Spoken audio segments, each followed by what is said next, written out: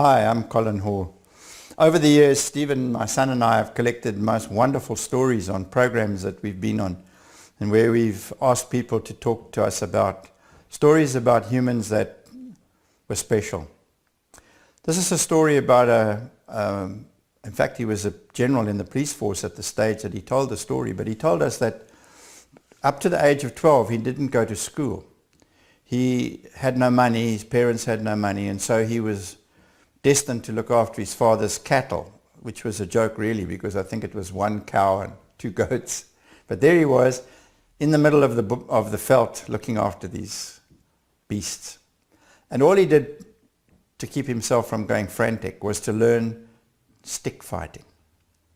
Now, amongst the Zulu people, stick fighting is one substantial challenge. You stick fight to win. And he became a champion, and his uncle came to see him one day and said, "Why aren't you at school?" He said, "No money." He said, "My uncle gave me the money and I went to school." And when I got to the local school, the principal saw me coming and he said to me, "Hey you, new boy, you can come into my school, but you have to put your sticks down." I said, "That's hard, because when you're a stick fighter, your sticks are your clothes. That's like asking you to come into a class naked." However, he said to me, "You put your sticks down, don't you take your sticks." So I did, and I went into the class, and the very first thing that happened to me was that I encountered what we would call a bully. He was a big boy, he'd been at school ever since he was young, and he saw me as a new boy, and he called me new boy, and he taunted me as new boy. New boy this and new boy that.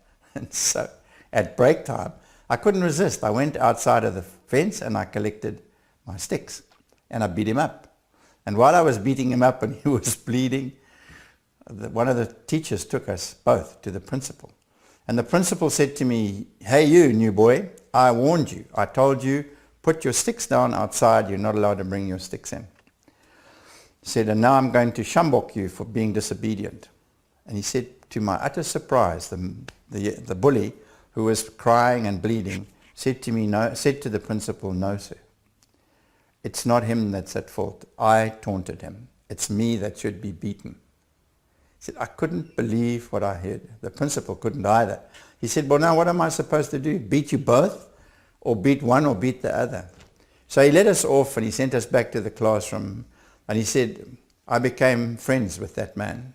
I was friends with him until I carried his box to his grave.